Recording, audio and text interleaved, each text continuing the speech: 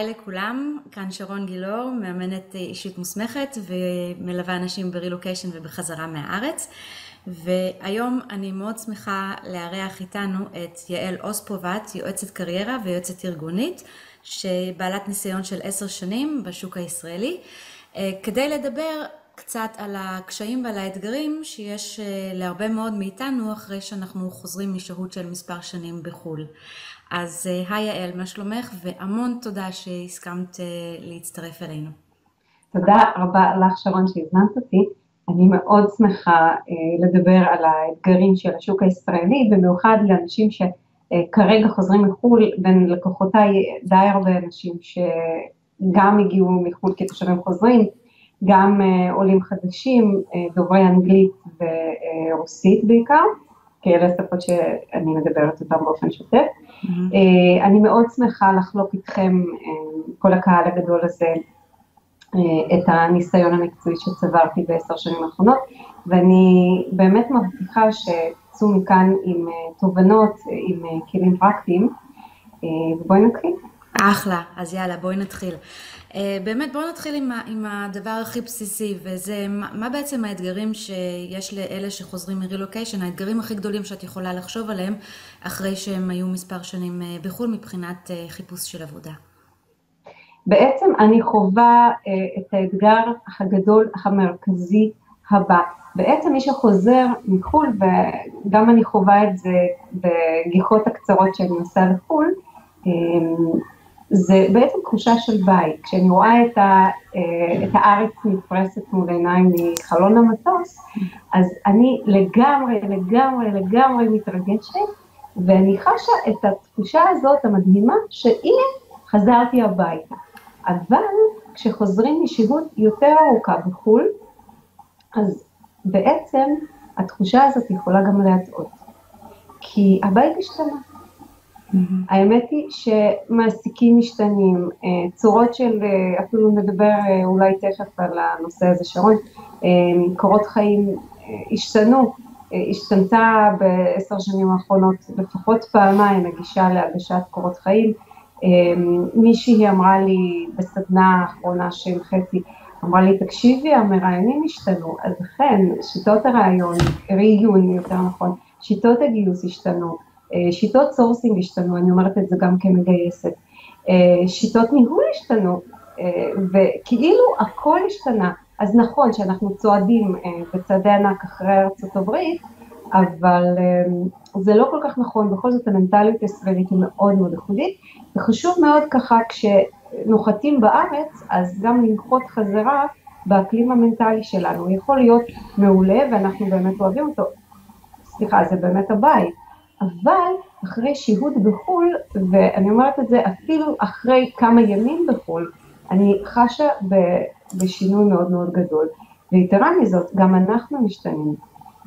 אנחנו משתנים עם שנים, אנחנו יותר מתבגרים, אנחנו רוכשים ניסיון מקצועי אחר, עבודה במערכות אחרות, וחשוב מאוד את הניסיון המקצועי הזה למנף ולהתאים גם למנטליות וגם לשיטות הניהול ושיטות המיון הנהוגות בארץ, ולכן באמת מה שחשוב זה ללמוד אותם. אני חושבת שזה האתגר הגדול ביותר, ואני אתן רק את הדוגמה של shaking hands. ברעיונות מקצועיים בארצות הברית, אז נהוג ללחוץ יד. אז באים אנשים שחוזרים משהות ארוכה בארצות הברית, ומנסים ללחוץ לי את היד, וכשאני מראיינת נחמד, אבל בארץ זה נהוג פחות. אוקיי. או למשל, אנשים נכנסים לחדר, שוב, כשאני מראיינת, אני חווה את זה מנקודת ראות שלי כמגייסת, ועומדים לי ליד הדלת, עומדים ולא נכנסים, אז חברים, לא לעמוד אינליין, אין פה ספק בכלל שחשוב לעשות את ה-adjustment הזה הקטן לפעילות של השוק הישראלי, ואני כבר לא מדברת על זה שצריך כן להציק ולהתקשר למראיינים, ששוב, בחלק מהארצות, בארצות הברית אני יודעת שזה נהוג כי גייסתי בארצות הברית, אבל בחלק מהארצות זה ממש לא נהוג. ואז אנחנו מגיעים לאיזושהי מלכודת של וואי, הבית זה מוכר, ותרבות הישראלית היא מוכרת, אבל, משהו קורה לנו כשאנחנו נמצאים בחו"ל. אז עכשיו, בעצם עוד אתגר חשוב, בעיניי הוא קצת פחות מרכזי לתחום התעסוקה, אבל הוא מאוד מאוד חשוב ומרכזי, זה בעצם לטפל בתעסוקה ביחד עם הנושאים האחרים. רבים וטובים חוזרים, אז רשמנו את הילדים לבית הספר, אז בן הזוג התחיל לעבוד, הוא חזר למקום העבודה, או בת הזוג, זה לא כך משנה, חזר למקום העבודה, או חזרה למקום העבודה הקודם, ואז מה? אוקיי, אז בואו נשב עוד 3 חודשים בבית, ונסתדר עוד קצת ונעשה שיפוץ, אחרי שעשינו את כל השיפוצים, אוקיי, אז מה הולך עכשיו? מאוד חשוב לי להגיד שכל כך אינדיבידואלי דבר הזה, חיפוש העבודה וכניסה חזרה לשוק, חשוב מאוד להבין, גם בהיבט הכדאיות הכלכלית, זאת אומרת, כמה זמן אורך החיפוש במקצוע שלי, בשוק שלי, לאיזה שווקים נוספים אני יכולה לכוון, אם אני יכולה לכוון.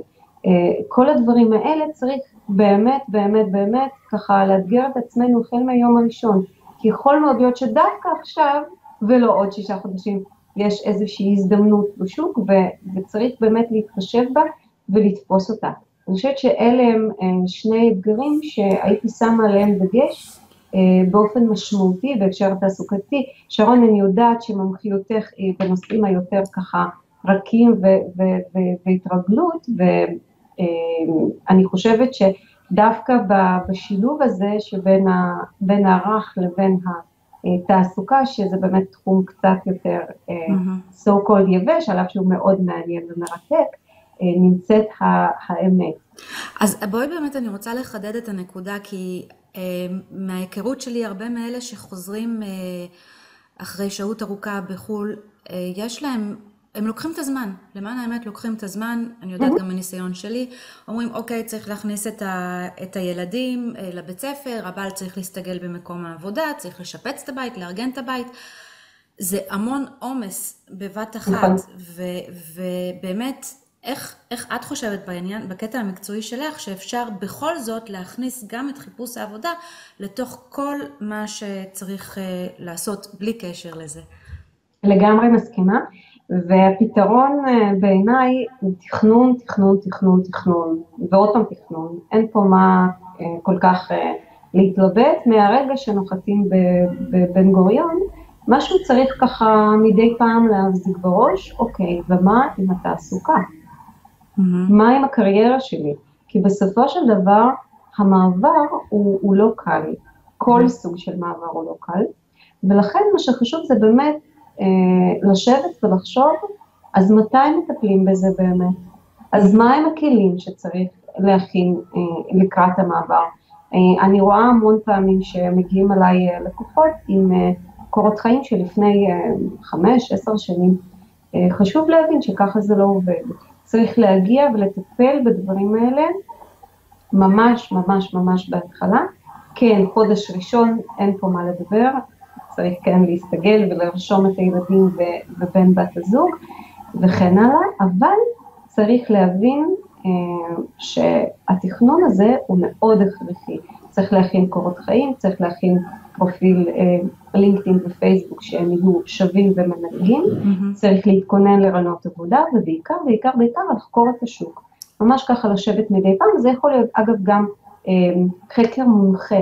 אני הרבה מאוד פעמים מנחה את האנשים איך לעשות חקר שוק, כי זה לא מובן מאליו, שוק בישראל השתנה. כלומר, מה שאת אומרת זה לא חייבים להיכנס full force ולהתחיל לעשות את זה, אלא לשים את זה וכל פעם לעשות משהו אחד קטן כדי להיות במוד של חיפוש עבודה ולהגיד, אוקיי, אנחנו לא מזניחים את זה, אנחנו לאט לאט נכנסים גם כן לתוך המצב של חיפוש עבודה, ואני חושבת שזה טיפ נהדר, כי הרבה פעמים אנחנו באמת חושבים שאין לנו את המקום להתעסק עם זה ושמים את זה בצד, ואז כשרוצים להיכנס לחיפוש עבודה צריך לאזור המון כוחות מההתחלה ולהתחיל את זה, אז לעשות את זה בהדרגתיות כמה שעות בשבוע, זה בהחלט המלצה מאוד טובה וחשובה.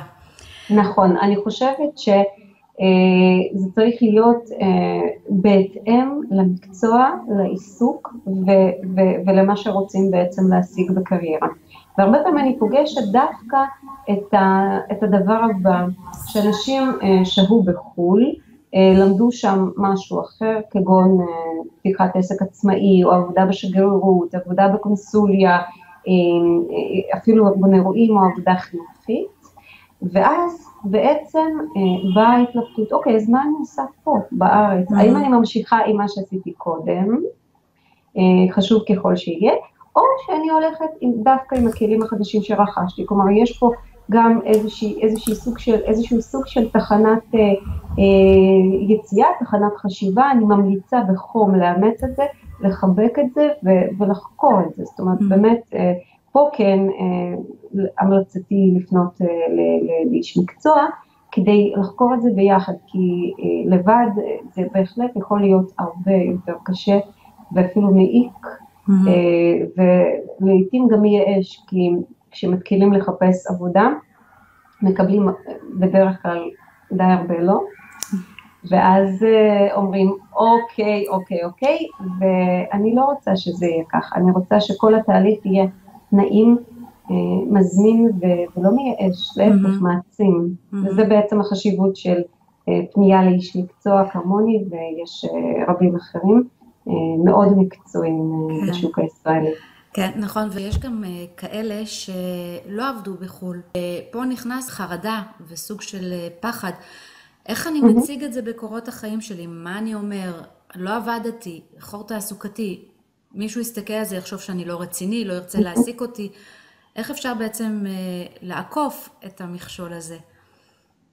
וואי, זה באמת וואחד מכשול, שרון, ואת צודקת לגמרי, והאמת היא שזה לא אופייני רק לרילוקיישן, זה אופייני להרבה מאוד אוכלוסיות. בואו ניקח לדוגמה אימהות לילדים קטנים, מה שקורה עם האימהות שלפעמים, אגב גם כמוני, אני גם עשיתי איזושהי הפסקה, אפילו התפטרתי מהעבודה אחרי תקופת של חופשת לידה. זה מאוד אופייני לאנשים שעשו הסבה מקצועית, או קרה להם משהו בחיים אישיים, חתונה, לא עלינו מוות של קרוב משפחה וכן הלאה.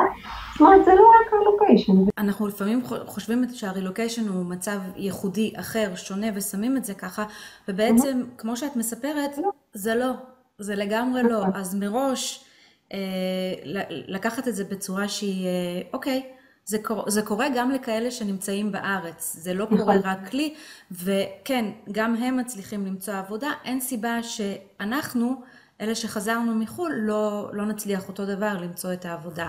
אז קודם כל לנרמל את זה. לגמרי, נורא חשוב להגיד it's normal, זה ככה אצל הרבה מאוד אנשים.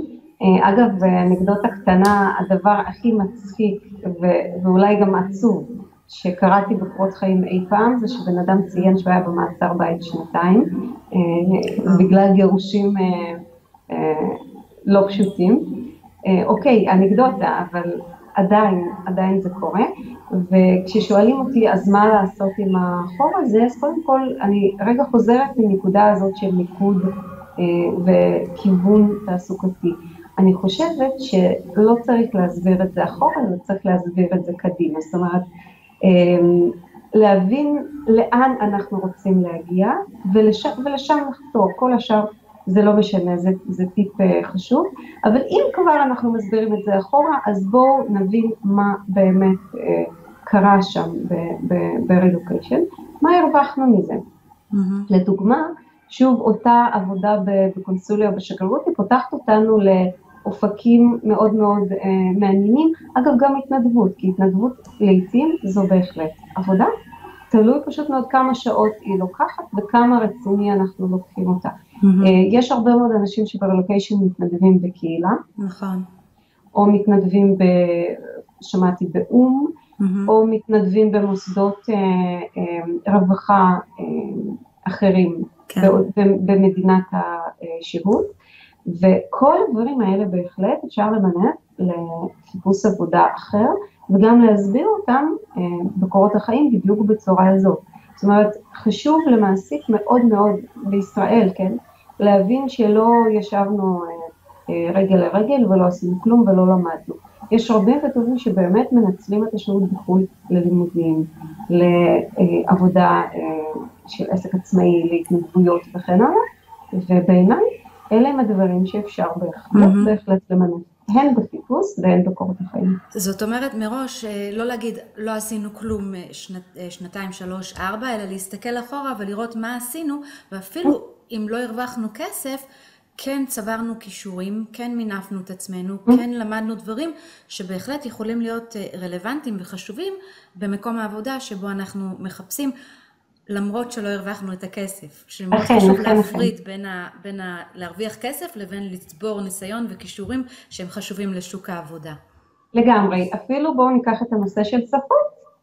שפות זה נכס אסטרטגי בישראל. ישראל היא מדינה שעובדת להמון המון המון מדינות בחו"ל, ואחד הדברים שמאוד ככה קורים עכשיו בשוק הישראלי, זה עבודה לדוברי שפות. אני אתן לכם דוגמה קטנה ככה, באמת על קצה המזלג. פנה אליי מישהו שהוא אפילו לא עולה חדש, הוא תייר בישראל, הגיע לכאן בעקבות אהבה. וואלה. חשוב מאוד, כן, לציין, ובאמת חיפש עבודה לגמרי בצורה לא פוריה במשך כמה חודשים טובים, ואז הפניתי את תשומת ליבו לזה שהוא דובר ספרדית ואנגלית וצרפתית ברמת שפת אם, וגם איטלקית ככה בקצת. ממש נכס. נכס אסטרטגי, כן, הפניתי אותו לקבוצת פייסבוק לעבודה לדוברי שפות, לא עבר שבוע ושלח לי מייל שהוא מאוד מודה לי על הגיידנס, ויש לו 3 הצעות עבודה ביד. וואו. דרך אגב זה בחור שלא ידע מילה אחת בעברית. וואו. כן, אבל כישרון לשפות, ובהחלט הדגשתי בפניו את החשיבות של לימוד העברית.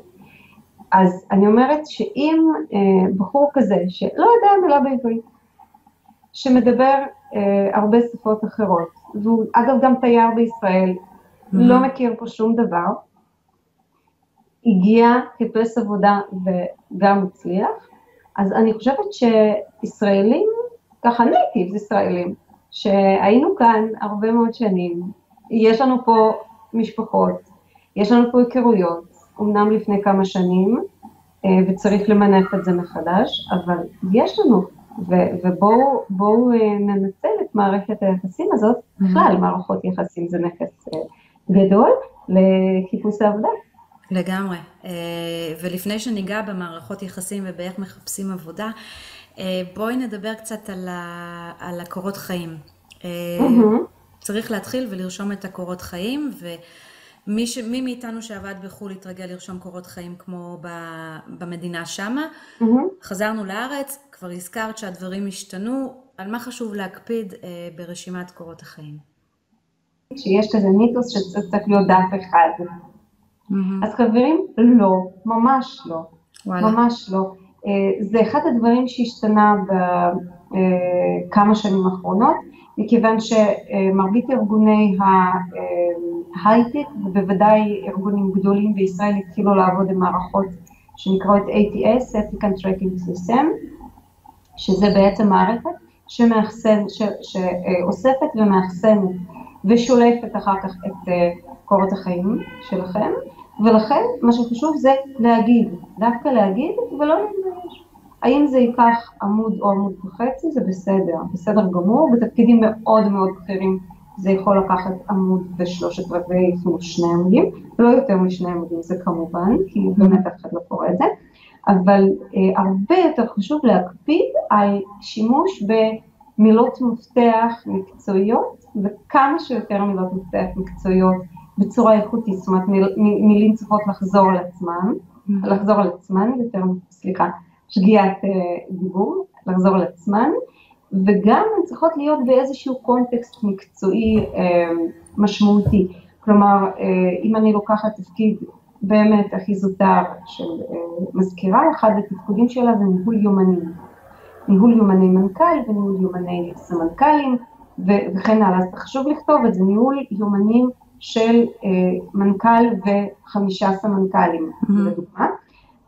וכך זה בעצם יוצר תחושה לקורא שהוא כמעט נוכח בעבודה שלכם. וזה היום הבון-טון בקורות חיים בישראל. ההבדל המרכזי, אגב, בין קורות חיים בארצות דוברות אנגלית, שאני איתם בקשר, לבין ישראל, זה אפילו לא האורך באנגלית הוא ב-30% ארוך יותר מבעברית, ואגב ברוסית אם מישהו מתעניין אז ב-50%, שפה מאוד ארוכה כזאת, אגב גם בגרמנית זה נושק ל-50%, כי יש שם מילים ארוכות כמו נצח, ובעברית מאוד מאוד מאוד חשוב, איך אומרים? To get to the point, זאת אומרת לא לספר הרבה מאוד סיפורים, אלא להגיד מה באמת המומחיות שלי, משפט אחד או שניים, מה באמת אני יודע לעשות, ולכתוב את התפקידים בצורה כזאת שזה סוג של משפך, זה משפך מהכלל אל הפרט, זאת אומרת, בהתחלה דברים שהם יותר כלליים לתפקיד, ואחר כך דברים שהם יותר ספציפיים לתפקיד, לדוגמה, הניהול יומנים אצל מזכירות ומנהלות לשכה זה משהו מאוד מאוד בסיסי ומאוד כללי, ולמשל רכש חלקים אלקטרוניים שאותה מזכירה בהחלט יכולה לבצע כחלק מהתפקיד שלה, או שימוש בדוחות אקסל או דוחות תוכנת CRM, תוכנת ERP, זה משהו שהוא יותר פרטני, ולכן בהתחלה אנחנו נדבר על ניהול יומנים, ולאחר מכן אנחנו נדבר על ניהול הרכש, ועוד משהו שחשוב לי להגיד, לא להתלבט עם קורות החיים, עם כל הסוגיות האלה לבד, כי זה באמת, אני פגשתי אדם שהוא די בכיר בתעשייה, אגב כן, חזר מלוקיישן, והיו לו משהו כמו 15, אם אני לא טועה, גרסאות של קורות חיים לכל מיני תפקידים.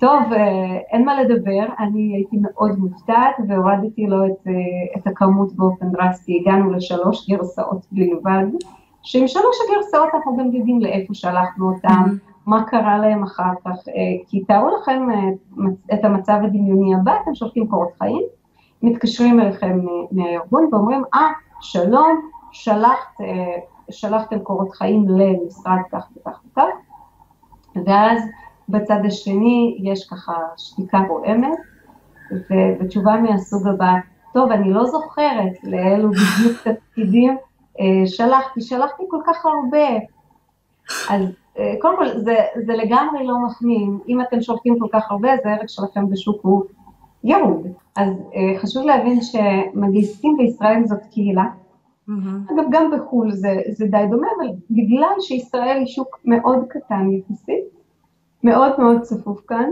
אז מגייסים הם קהילה שרבים מכירים רבים אחרים, כדאי לייצר מערכות יחסים, כי קרה גם לי וגם לרבים אחרים מהאנשים, בוודאי ללקוחות שלי, שהעברתי את זה, את קורות החיים למגייסת נוספת, שהסתכלה ואמרה איזה יופי, אני רוצה את הבן אדם, וככה זה בעצם מתגלגל, כלומר כל שיחה כזאת אפשר למנף אותה לשיחות רבות אחרות, וחשוב מאוד לא לייצר, אוקיי, לא רוצים בתפקיד, אז זה ספציפית, שום דבר לא קרה, העולם לא חרב, ואפשר להמשיך הלאה.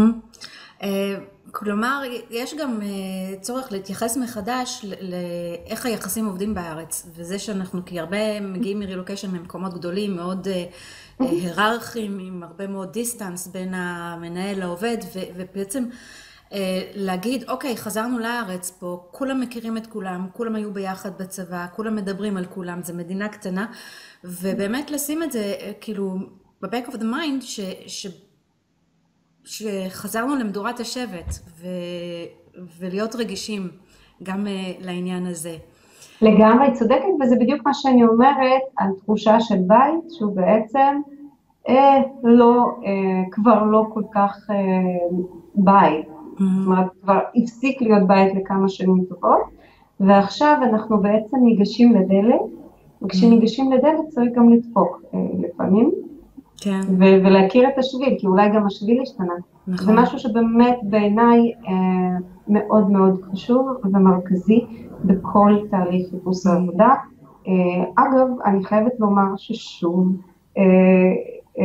let's face it, לא רק לעולם הרלוקיישן הדבר הזה אופייני. לדוגמה, אנשים שהיו באותו ארגון 15 שנה. 15 שנה, זה המון. כן. זה המון, ולכן באמת חשוב להבין איך מתנהלים בארגונים אחרים. הרבה מאוד פעמים ארגון גדול מייצר לעצמו גם תרבות ארגונית תואמת ומאוד סוגרת, ולכן גם פה תרבותית צריך מאוד להבין. לגבי דיסטנס, זו הערה מאוד חשובה, מאוד מאוד חשובה. היה איזשהו סוציולוג תיאורטיקן שחקר ב-40 מדינות, גיורט הופשטדר, והוא התייחס לעניין הזה של שונות בין תרבויות, ובאמת אחד הדברים שאופייני מאוד לישראל זה דיסטנס מאוד מאוד קטן, ויש עוד דבר שהופשטדר דיבר עליו, זה תרבות, עוד שני דברים למעשה, תרבות ניהול הזמן ותרבות הסמוך. אוקיי. התרבות של ניהול זמן בישראל זה פשוט משהו מיוחד, אני לא מצליחה להתרגל לזה, ויש סיכוי שאני לא אתרגל לזה אף פעם, אנשים מאחרים, ולדוגמה ברעיונות עבודה, הרבה פעמים המראיינים מאחרים, ואז המרואיינים צריכים לשבת ולחכות, ורבים וטובים שבאמת יותר חולניקים כאלה, מאבדים סבלנות מאוד מאוד מהר, ומגיעים לרעיון שהם לגמרי מתוחים, לחוצים וכועסים, וזה משהו שלגמרי אופייני תרבותית, ואין צורך פשוט להילחץ, צריך לקבל את זה, לחבק את זה, לרוץ הלאה, וזה בעניין של תרבות הזמן. שזה באמת, גם אם אני רק אוסיף ואחדד, מאוד משפיע על איך שאתם מציגים את עצמכם בתוך הרעיון בסך הכל, כי אם הוא מאחר ואתם עוד בראש של הרילוקיישן, וכבר מתחילים לעשות גם את ההשוואות, אוי, זה לא היה קורה לי בארצות הברית, זה לא היה קורה לי באנגליה, וכל ההשוואות האלה, וכבר מראש אתם מורידים את המוטיבציה ואת האנרגיות, ואת כל האנרגיה של הרעיון בעצם, היא משתנה לגמרי, ומראש לרעתכם. וזה משפיע גם על איך שהמראיין תופס אתכם אחרי זה, גם כשהוא מאחר, לא כל כך מבין למה אתם כל כך כועסים שהוא יחר והכל שם מתערבב ומשתנה. לגמרי, לא כדאי להיכנס לנישה הזאת, ואני רוצה להגיד מילה על תרבות הסמוך. תרבות הסמוך, אנחנו מכירים אותה בארץ שנים, שוב, אני גילוי נאות, לא מצליחה להתרגל לזה, לא מבינה איך זה קורה ולמה אנשים בכל זאת מתנהלים ככה, אבל אני חייבת לומר שכאשר אנחנו מדברים עם חברים וקרובים כאלה שאנחנו מכירים ימימה, והם אומרים לנו, וואי, אתה כזה ואתה כזה ואני אעזור לך ותבוא וכן הלאה, ורק תבוא ואני אעזור, ואני כבר עוזר לך. אוקיי, ואז מתחילים להתקשר ולנג'ס, ואופס, פתאום בן אדם מתעדה. זה ככה מאוד מאוד אופייני. אגב, גם בארצות הברית זה קורה, אבל זה קורה קצת בצורה אחרת, לא רוצה כרגע להיכנס להשוואות, אני אדבר רק על השוק הישראלי. לא להתייאש חברים, פשוט עוד לא להתייאש.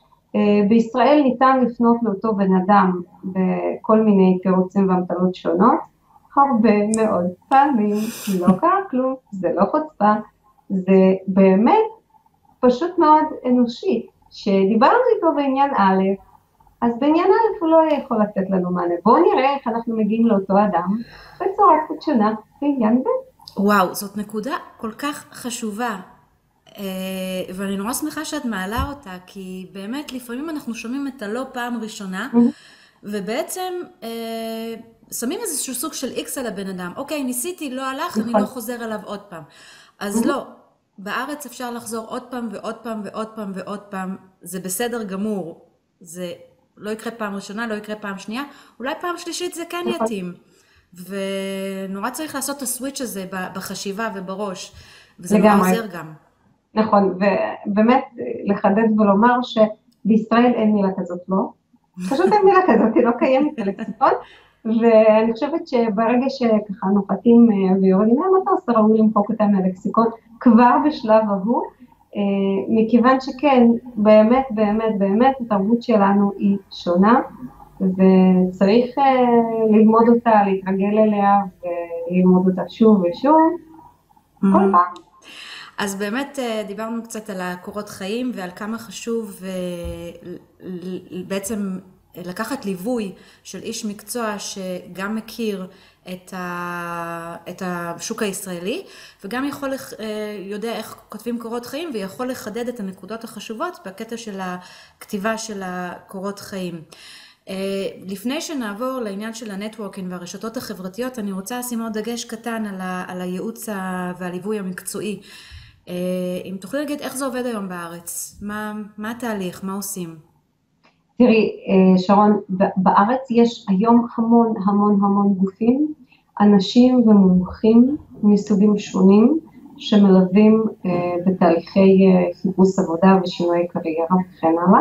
חשוב מאוד להבין מי המומחה נכון לעבוד איתו ומי יכול באמת לעזור. ישנם אנשים שמתמחים אך ורק בקטע הזה היותר, בואי נאמר, יבש של חיפוש עבודה. יש כאלה שהם יותר פסיכולוגים תעסוקתיים. שוב, אני לא רוצה פה להכליל ולהגיד מי כך או מי אחרת, אבל הדגש יותר אצל הפסיכולוגים שיש כאלה שמכירים את השוק, ויש כאלה שממש לא מכירים את השוק, וזאת נקודה מאוד חשובה. חשוב להבין מה באמת המוקד אצלי, האם המוקד אצלי הוא עצם החיפוש, כלומר, האם לכתוב קורות חיים להתכונן לרעיונות עבודה, זה בעצם מוקד העבודה העיקרי, או למשל אני צריך לשנות מקצוע, אז אם אני צריך לשנות מקצוע, אז ראוי שאני גם אפנה לבן אדם שיש לו ניסיון בהכוונה מקצועית, וזה תהליך שונה, זה לאו דווקא תהליך של בואו נראה איך השוק מתנהל, וזה לא, זה אפילו כניסה למרכיבים מאוד מאוד מאוד משמעותיים בילדות, במשפחה, בהתייחסות של ההורים, אפילו לתעסוקה, ומה עברנו בלוקיישן, כמה משברים עברנו בחיים, זה באמת הסתכלות יותר דינמית, מעמיקה, פסיכולוגית עליכם, וחשוב מאוד שזה ייאמר. ישנם למשל מאמנים שחלקם מבינים בתעסוקה וחלקם מאוד לא. זאת אומרת, המלצה הכי טובה זה קודם כל לדבר עם כמה, למה לא. זה בחינם, וגם באמת להתחבר לאדם, לראות מה הוא כותב, מה הוא משדר, מה הוא לא כותב. אולי זה באמת כל מיני דברים שלא מתאימים לנו, וגם עוד נקודה חשובה, ישנם אנשים שמתמחים בשווקים מסוגים מסוימים. לדוגמה, אני לא מבינה הרבה בגיוסים בחברות סלולר או בריטייל, אני יותר מתמקדת בתחומים הטכנולוגיים, אבל למשל בתחום של הסבות מקצועיות אני מבינה המון, כי הניסיון המקצועי שלי כולל גם את תחום הזה. זאת אומרת, באמת צריך לראות מה יותר מתאים, מה יותר נכון, מי האיש או האישה, בעל או בעלת המקצוע שאליו מתקרבים יותר. זה המצב הכי טובה שאני יכולה לתת. כן, ובאמת קודם לשבת עם עצמך ובעצם לבדוק מה אני מחפש, מה אני רוצה, מה אני צריך, ולפי זה להתמקד ולהתכוונן לכיוון האיש מקצוע שהכי יכול לתת מענה לצרכים בעצם הספציפיים שלי יש. נכון מאוד, נכון מאוד. כן, אחלה. ואם ניקח לדוגמה אותך, איך זה עובד כל התהליך? אני משתדלת מאוד לעבוד בצורה גמישה שמתאימה לצרכים של הלקוחות שלי. כלומר, מישהו שצריך רק קורות חיים, אני לא אדבר איתו 6, 10, 20 מפגשים על נושא של חיפוש עבודה. אני כן בודקת בדיוק את הנקודות האלה שדיברנו עליהן עכשיו. האם ראוי לדבר על הכוונה תעסוקתית מחודשת, או האם ראוי לדבר רק על צד אחד שלו, או רק על נושא של חיפוש העבודה, או רק על נושא של לינקדאין. במקרה אני מומחית בתחום הזה של רשתות חברתיות וקריירה. אני ממש בוחרת בפינצטה מה נכון יותר לאדם, מה פחות נכון, וזה באמת יכול להיות תהליך שכולל רק פגישה אחת, ישנם אנשים שאני רצה איתם למרחקים מאוד ארוכים, כי גם השתלבות שלהם בארגון היא לא פשוטה, או תפקידים בכירים מדי, או תרבותית משהו לא עובד, זה משהו שבאמת מצריך ליווי שהוא ליווי לאורך זמן, והוא ליווי מאוד פורה, הוא תמיד מאיר נקודות כאלה ואחרות. אחלה. אז בואי באמת נמשיך, הזכרת את העניין של הרשתות החברתיות, ואיך עובד היום בארץ השוק של העבודה מבחינת הרשתות החברתיות, ובמה הכי כדאי אם בכלל להתמקד? בהחלט, השוק רותח. וואו. הוא פשוט רותח, ובעצם מה שקורה שלינקדאין ופייסבוק לוקחות כאן את ההצגה, טוויטר פחות, יש רשתות ספציפיות לאנשים שעובדים בתחומים יותר הייטקים, למשל יש רשת בשם GitHub, שמאגדת מתכנתים ומפתחים מכל מיני סוגים. ישנה רשת מדהימה שקוראים לה מיטאפ, יש רשת שקוראים לה סילו, לא יודעת מי שאומר איך. בקיצור, השוק רותח, צריך להבין באמת מה הרשתות הנכונות, כיצד צריך לעבוד איתן. לדוגמה, בואו ניקח את הלינקדאין. לינקדאין זו רשת שחוגגת כרגע בארץ, אי אפשר בלי לינקדאין היום. הכשרה של כל מגייס כוללת היום לינקדאין. יכולה להגיד את זה מניסיון אישי, כי הכשרתי המון מגייסים. בעצם מה שקורה היום בלינקדאין, שההבדל המרכזי בין פרופיל של בחור ישראלי לבין פרופיל של בחור אמריקאי, זה שוב get to the point ופשטות. זאת אומרת, בארצות הברית, גם בקורות החיים, אגב, מקובל ככה להשתמש הייתי אומרת שזה exaggeration, זאת אומרת, העצמה יתרה של כל מיני תכונות אופי וכן הלאה, בארץ זה פחות מקובל, תגיד מה אתה יודע לעשות, מה הערך שלך למעשי, ומשם אנחנו באמת נשקול. ובאיזה שפה כותבים את זה? אנגלית. אנגלית, זאת אומרת, רק אנגלית. רק אנגלית. לא לכתוב את הפרופיל בעברית אף פעם. בעברית זה לא מקובל, יש עדיין אנשים שהפרופיל שלהם כתוב בעברית, אני לא חושבת שזה נכון, רוב האנשים כותבים את זה באנגלית, ומה שכן אופייני לישראלים, ואני מאוד מקווה שזה לא אופייני לאנשים שחוזרים ללוקיישן בחו"ל, זה נושא של שגיאות כתיב.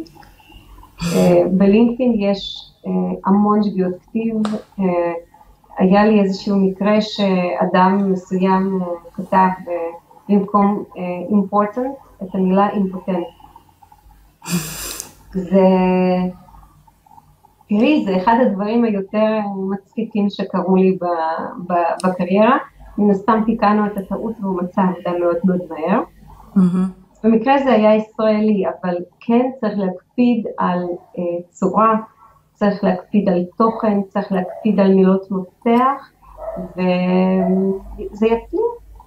אז שמנו את הפרופיל האישי בלינקדאין, כל מה שצריך, ומה עושים הלאה? איך עושים פעילות פרואקטיבית בתוך לינקדאין כדי לחפש עבודה? שרון, זה תורה שלמה איך עושים את זה. רק נקודה, טיפ קטן. כל דבר שאנחנו נוגעות כאן, כן. גם קורות חיים זה עולם ומלואו, גם רעיונות עבודה, זה באמת, הכל פה עולם ומלואו, אבל בהקשר של הלינקדאין ורשתות האחרות, חשוב מאוד מאוד מאוד להחליט. האם אנחנו רוצים להיות פסיביים שהגיעו אלינו? זה מאוד נכון לאנשים אחרים, זה מאוד נכון לאנשים שיש להם מומחיות ייחודית, או אנחנו רוצים להיות באמת פרואקטיביים ולפנות באופן אקטיבי לאנשים בתוך הרשת, זה יותר אופייני לאנשים שיש תחרות גבוהה בתחום, ושמקצוע שלהם הוא לא מקצוע ייחודי לארגון. שוב, צריך פה באמת ככה לעשות חשיבה אסטרטגית איך עושים את זה נכון, אבל אולי הטיפ הכי משמעותי שאני יכולה לתת זה לחשוב אסטרטגית, לחשוב בהתאם לשוק ובהתאם לעצמי, האם נכון לי למשל לעשות פעילות פרואקטיבית, או שרצוי שלא. כן חשוב באמת להבין את זה, להתמקד ורק כך ללכת הלאה. ועוד נחזור רגע אחד לפייסבוק, אמרת שאלה שתי הרשתות שהכי פופולריות וחמות בארץ, וטיפ אחד קטן לגבי מה לעשות כדי לקדם את חיפוש העבודה בתוך פייסבוק. שוב, זה עולם ומלואו, ולכן ככה זה לא פייר שאנחנו נוגעות בזה קצת, אבל אני בכל זאת אגיד משהו. בפייסבוק יש המון המון קבוצות. קבוצה קהילה, זה הדבר החם היום, וחשוב להצטרף להמון קבוצות. להמון קבוצות? כן, המון. למרות שכולם נמצאים בכל מקום, כולם נמצאים בכל הקבוצות היום גם. לא נכון. אוקיי. בכל קבוצה נוצר איזשהו מרקם קהילתי ייחודי. אחלה. וחשוב מאוד להבין באיזה קבוצות יש מרקם יותר ידידותי לי ספציפית, כי לפעמים לי מאוד נוח בקבוצה א' ומאוד לא נוח לי בקבוצה ב', מכל מיני סיבות, יש סיבות פוליטיות, סיבות של מי שהוא אונר של הקבוצה, המון סיבות, אני באמת לא יכולה להיכנס לזה, אבל כן, חשוב מאוד להיות בכל הקבוצות ולעקוב. באמת לעקוב, לכתוב מדי פעם, זה מה כן לעשות. עכשיו, מה לא לעשות, זה מאוד חשוב. ישנם אנשים שכותבים בפייסבוק את הפוסט הבא, וכל מיני וריאציות.